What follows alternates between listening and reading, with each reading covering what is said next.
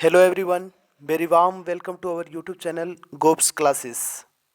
आज हम बीएसटी में मॉडल सेट नंबर 2 करेंगे जो क्लास 11 के कॉमर्स के विद्यार्थियों के लिए बहुत ही हेल्पफुल सेशन रहने वाला है, क्योंकि इससे एग्ज़ाम में क्वेश्चन बनने की संभावना है और एक ऐसा पैटर्न है जिस पर कि एग्ज़ाम आप लोगों का होने वाला है। तो जो फर्स्ट टर्म का एग्ज़ाम होने वाला है उसमें आप लोगों के लिए ये बहुत ही इम्पोर्टेंट वीडियो हो सकता है। तो चलिए देखिए, इस वीडियो को हम करेंगे और आप भी इस वीडियो में साथ साथ आंसर देने का प्रयास कीजिएगा और आप अपने आप को टेस्ट करें कि आप कितने प्रश्नों का उत्तर सही सही दे पाएँ, ताकि आपको पता चलेगा कि आपका तैयारी कैसा है। तो चलिए बिना इधर उधर की बात किए हुए इस वीडियो को स्टार्ट करते हैं, है ना। तो चलिए फर्स्ट क्वेश्चन इज, पहला क्वेश्चन क्या है? पहला क्वेश्चन है which of these is the business activity. क्या पूछा है? Which of these is the business activities, इसमें से कौन व्यवसायिक क्रिया है?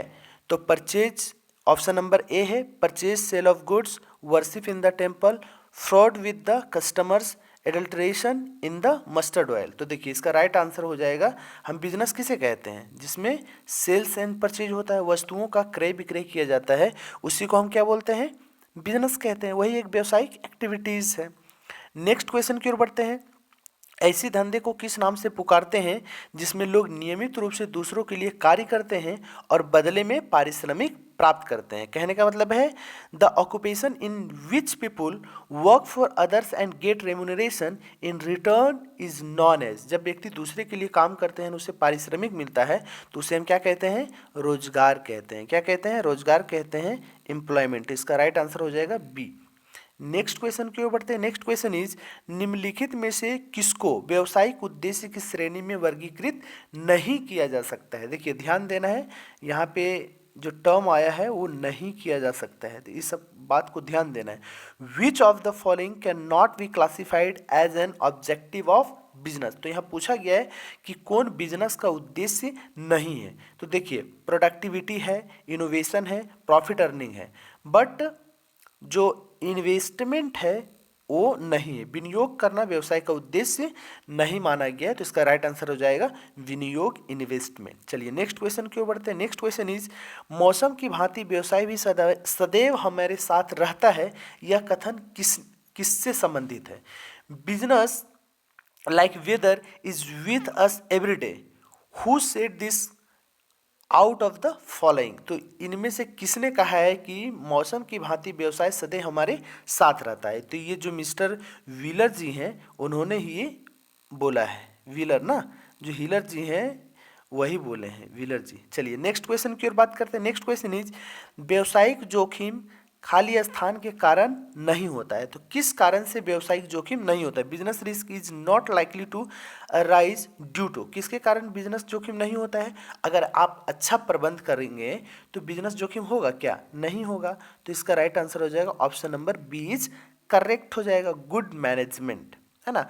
बाकी अगर सरकार की नीति में परिवर्तन होगा तो रिस्क होगा, कर्मचारी अगर बेईमानी करेंगे तो रिस्क होगा। तो इसका राइट आंसर हो जाएगा option number B is correct answer. चलिए नेक्स्ट क्वेश्चन की बढ़ते हैं। नेक्स्ट क्वेश्चन इज वाणिज्य, कॉमर्स क्या है?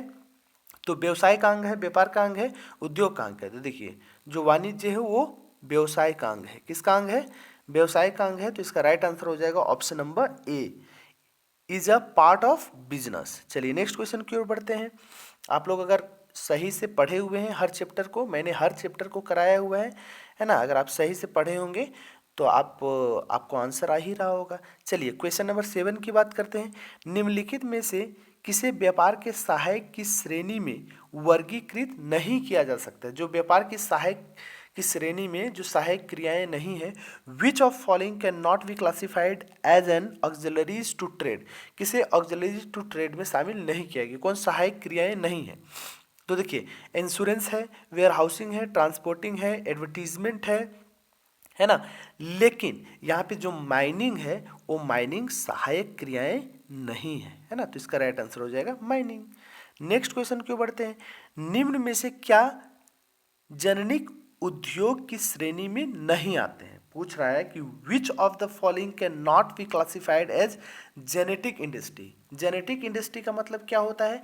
जेनेटिक इंडस्ट्री का मतलब होता है कि जो हम जमीन में है ना, जो भी चीज़ें उगाते हैं या जो भी हम ये काम करते हैं, फसल लगाते हैं, वो सारे उद्योग जो हैं वो जेनेटिक उद्योग होता है। और एक्सट्रैक्टिव का मतलब होता है जो ज़मीन के अंदर से हम खोद कर निकालते हैं, ज़मीन के अंदर से करते हैं, तो वो आपका जेनेटिक एक्सट्रैक्टिव होता है। तो यहाँ पूछ रहा है कौन genetic not classified as genetic industry. तो जेनेटिक इंडस्ट्री यहाँ कौन नहीं है? देखिए, पशुपालन है, पोल्ट्री है, लेकिन यहाँ पे माइनिंग जो है वो जेनेटिक नहीं है बल्कि एक्सट्रैक्टिव है ना। क्या है? एक्सट्रैक्टिव है। चलिए नेक्स्ट क्वेश्चन की बात करते हैं। निम्न में से कौन सा निर्माण उद्योग है? तो बताना है कि निर्माण उद्योग कौन सा है, मैन्युफैक्चरिंग इंडस्ट्री कौन सा है?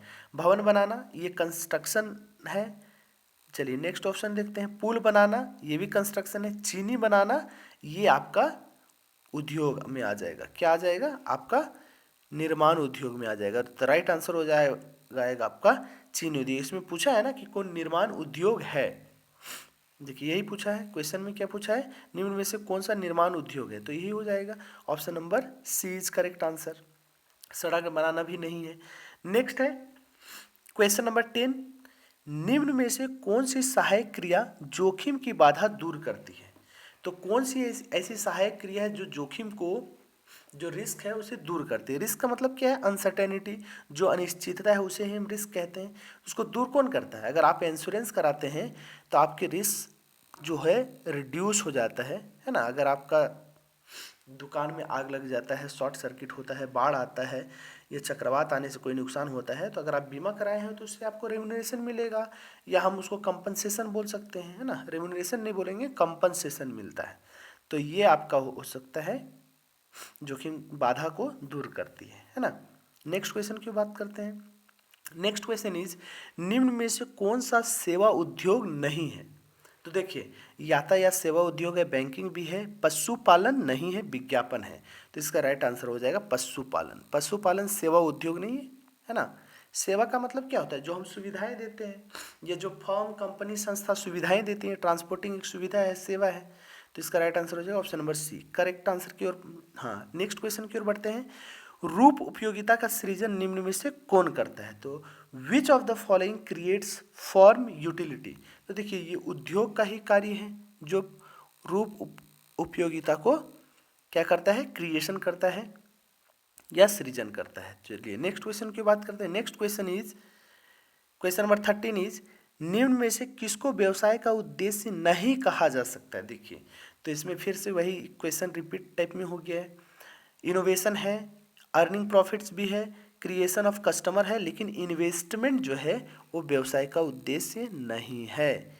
इसका राइट आंसर हो जाएगा ऑप्शन नंबर बी। नेक्स्ट है निम्न में से किस आर्थिक क्रिया में पूंजी की आवश्यकता नहीं होती है? तो पूंजी की आवश्यकता किस में नहीं होती?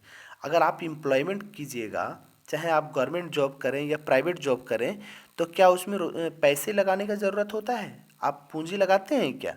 नहीं लगाते हैं। इसीलिए राइट आंसर हो जाएगा एम्प्लॉयमेंट। लेकिन बिजनेस कीजिए, पैसा कीजिए, है ना, आप क्लिनिक खोलिएगा तो उसमें भी आपको कैपिटल लगाना पड़ेगा। चलिए नेक्स्ट क्वेश्चन की ओर बढ़ते हैं। नेक्स्ट क्वेश्चन क्या है? क्वेश्चन नंबर 15 इज प्रत्येक व्यक्ति को जीविकोपार्जन के लिए किस क्रिया को करना पड़ता है? तो जीविकोपार्जन के लिए कौन सा क्रिया करना पड़ता है? अगर आपको अपना जीवन यापन करना है ना, अच्छे से पेट पालना है या जीवन को जीना है, तो उसके लिए हमें क्या करना पड़ता है? उसके लिए आर्थिक क्रियाओं को करना पड़ता है, इकोनॉमिक एक्टिविटीज़ करना पड़ता है, पैसे को कमाना पड़ता है, अर्न करना पड़ता है।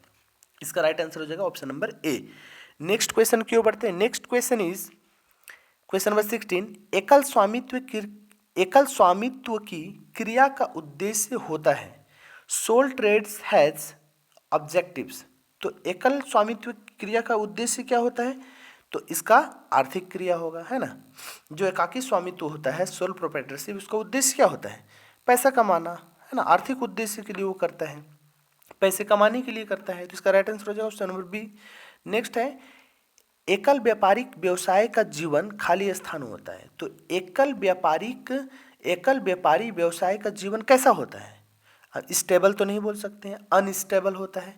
अनस्टेबल कैसे होता है ना?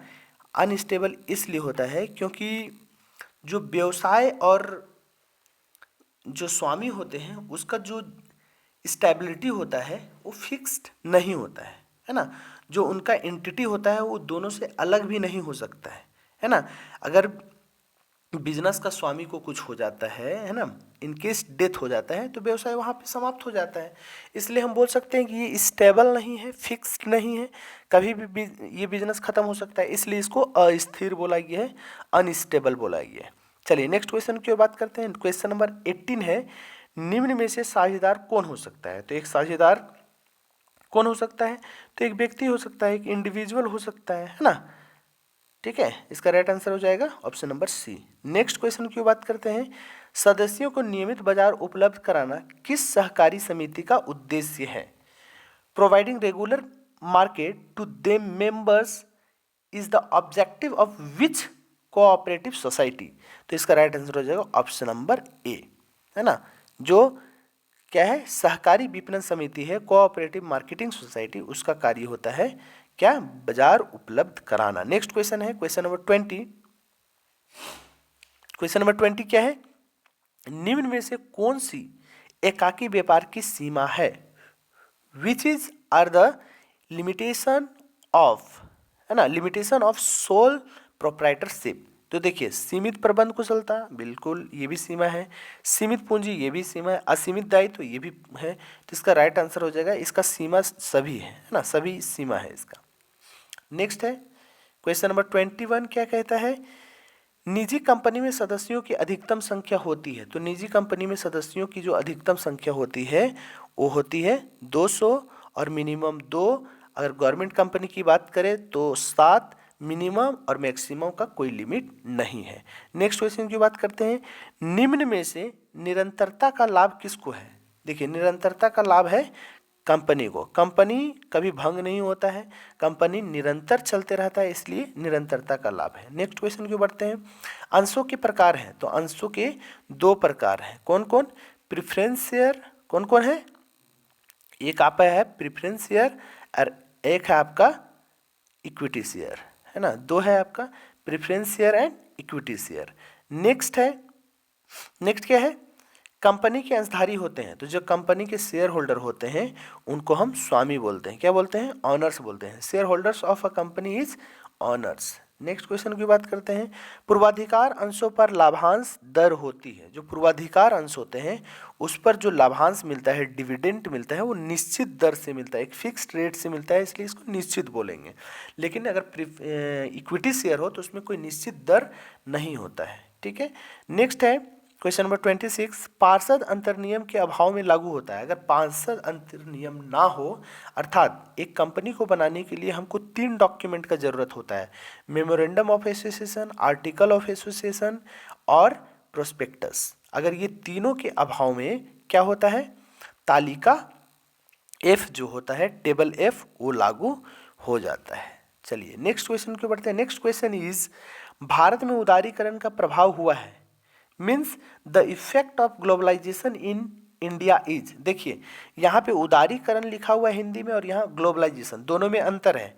उदारीकरण का इंग्लिश लिबरलाइजेशन होता है और ग्लोबलाइजेशन का हिंदी वैश्वीकरण होता है। तो हम यहाँ पे इंग्लिश वाले को लेकर चलेंगे, है ना?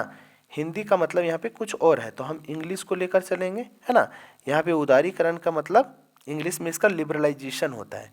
तो ग्लोबलाइजेशन का मतलब क्या होता है? वैश्वीकरण करना, है ना? अपने व्यवसाय को अगर किसी एक देश में किसी व्यवसाय को लगाया गया है तो पूरे देश में उसको फैलाव करना, है ना? अन्य देशों के साथ भी लेन देन करना, एक्सपोर्ट करना, इंपोर्ट करना, ये सारा चीज़ है। तो इससे क्या होगा? विदेशी मुद्रा में वृद्धि होगा, बिल्कुल होगा। Increase in foreign currency reserve, बिल्कुल। इंक्रीज इन एक्सपोर्ट्स, बिल्कुल। Increase in growth development rate, बिल्कुल। तो इसका राइट आंसर हो जाएगा option number D is correct answer. चलिए नेक्स्ट क्वेश्चन की बढ़ते हैं। क्वेश्चन नंबर 28 क्या कहता है? बहुराष्ट्रीय कंपनी में केंद्रीकृत नियंत्रण इसके द्वारा किया जाता है। जो बहुराष्ट्रीय मल्टीनेशनल कंपनी होता है, एमएनसी, उस पर कंट्रोल किसके द्वारा किया जाता है? तो हेडक्वार्टर के द्वारा किया जाता है। जहाँ हेडक्वार्टर होता है इसका मुख्यालय, वहाँ से इसका कंट्रोल होता है। चलिए नेक्स्ट क्वेश्चन की ओर बढ़ते हैं। क्वेश्चन नंबर 29 है, किसके अनुसार पेशेवर युक्ति वह है जो केवल व्यक्तियों को व्यवहार करता है और अपने निजी चातुर्य अथवा सेवा का उपयोग व्यक्तिगत आधार पर करता है ना। तो किसके आधार पे कौन कहा है ये? तो ये WR स्प्रिगल जो है उसने कहा है ना, WR स्प्रिगल जी। नेक्स्ट है क्वेश्चन नंबर 30, किसके अनुसार उद्योग वाणिज्य का वह विभाग है जो धन के उत्पादन से संबंधित है? तो ये किसने कहा है अकॉर्डिंग टू? तो SR डावर ने। किसने कहा है? SR डावर ने। इसका राइट आंसर हो जाएगा ऑप्शन नंबर 1, है ना। देखिए यहाँ ऑप्शन देने में गड़बड़ी किया है, ठीक है। जो 1 है वो A होगा, B होगा, C होगा, D होगा, है ना। तो थोड़ा देख लीजिए आप लोग, लेकिन जो करेक्ट आंसर है उन्हें मैंने बतला दिया है, तो आप इसे ध्यान में रखें।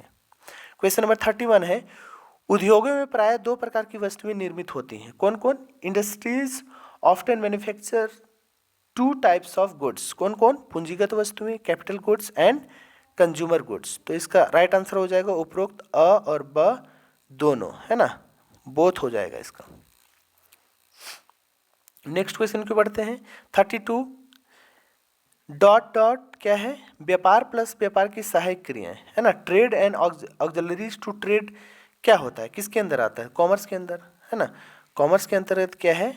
Trade and auxiliaries to trade, जो व्यापार है और व्यापार की सहायक क्रियाएं। तो राइट आंसर हो जाएगा वाणिज्य।